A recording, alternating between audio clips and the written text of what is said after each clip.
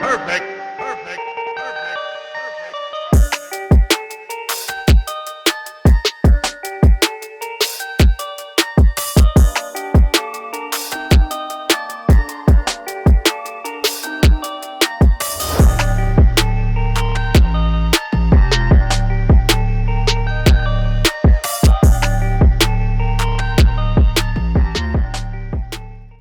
Alright YouTube, Wayne's DIY Garage back here again. Still having issues with my dad's AC. I think it's something electrical going funky with it. Something my dad saw online real briefly. Somebody posted. He was having AC troubles also, and it turns out it was his sensors. So there's 3 sensors on this truck. You've got your high pressure sensor, and you've got your low pressure sensor and a freeze probe on this truck. So I'm going to try and change all 3. I don't know how hard the freeze probe is going to get to. It's probably on the coil inside the truck. So I'm going to try at least change these 2, the 2 outside and the engine bay out.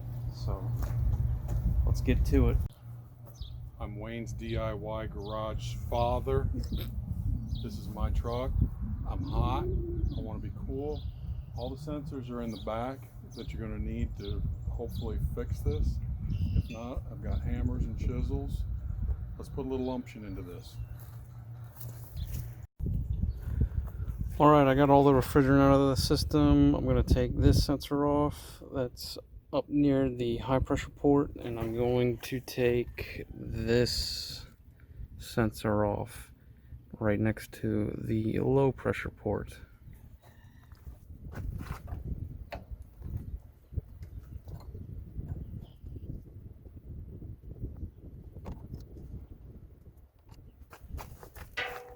Make sure this O-ring stays on there, is in good condition, because the new sensor does not come with a new O-ring.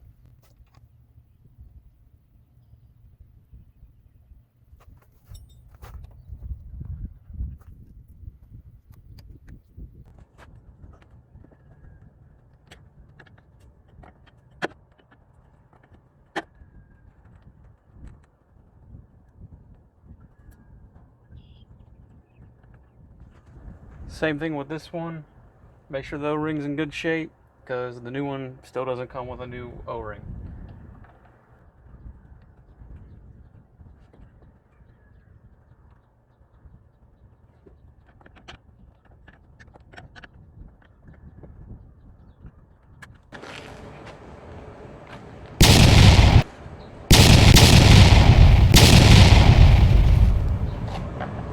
Here's a tech tip from Wayne's DIY Garage.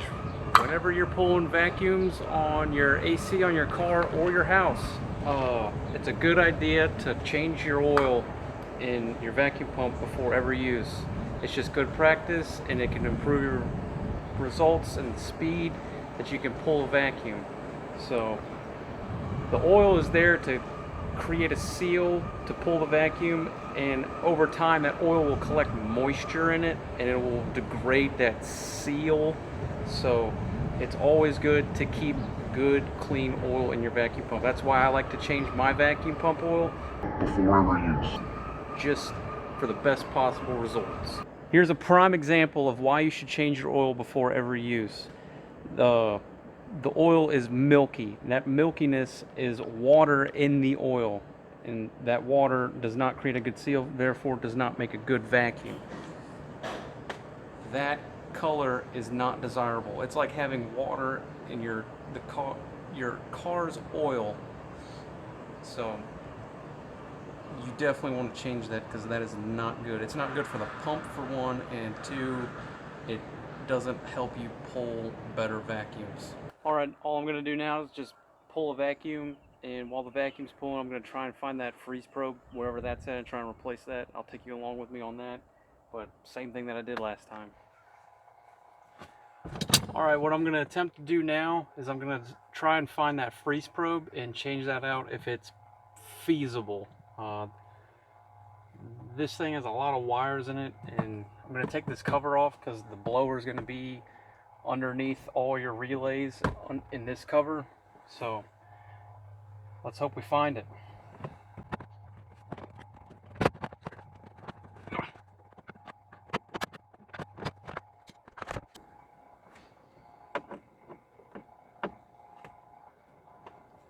The Torx bit size for these screws is a T20, just a T20.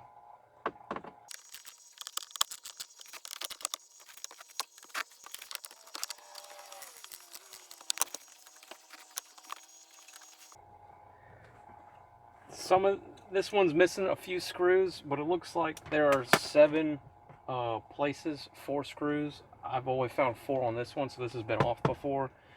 So keep that in mind.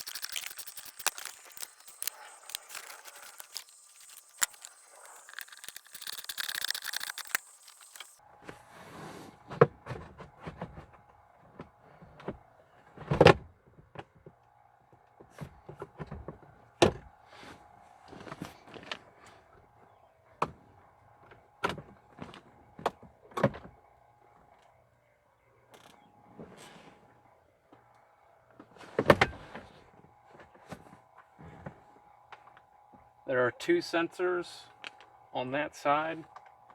The longest one goes to the furthest plug, shortest one goes to the closest plug, and shortest one's blue wire, longest one's white wire. Hey look, we found the probe.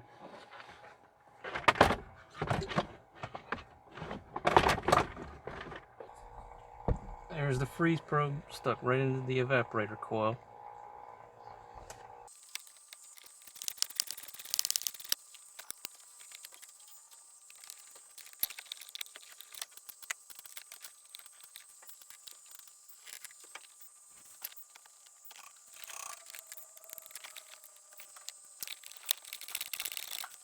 Alright, this sensor thing here, it's probably some sort of temperature monitoring. I'm not too sure. I'll look into it, and if I find out what it is, I'll let you know. But it's going to be in the way of where the plug is for the freeze probe, so it's looking like I got to take this out to get to that plug to replace it. Might I mention, it is not fun. There are 2 screws holding it on. There's one that's really easy to get to on the front, and there's one on the back of it that is not easy to get to with all these bird's nest of wires right here.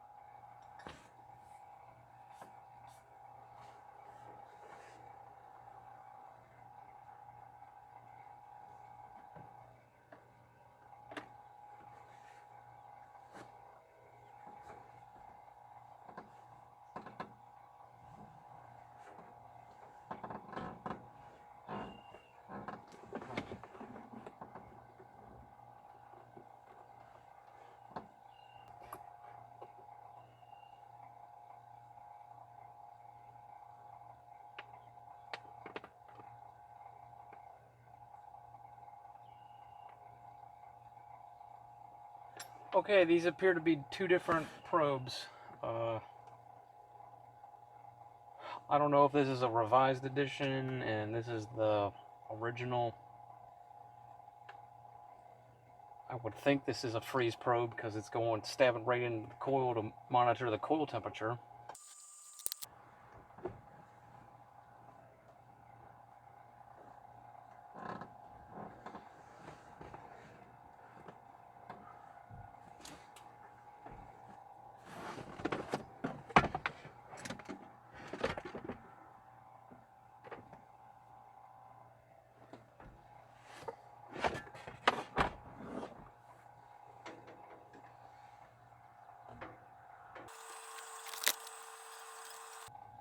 Alright, I'm going to hold off on changing this sensor out because I'm not sure if it's the correct sensor, the new one that we have, and it looks like to change it, I'd have to remove this entire blower housing out of the truck.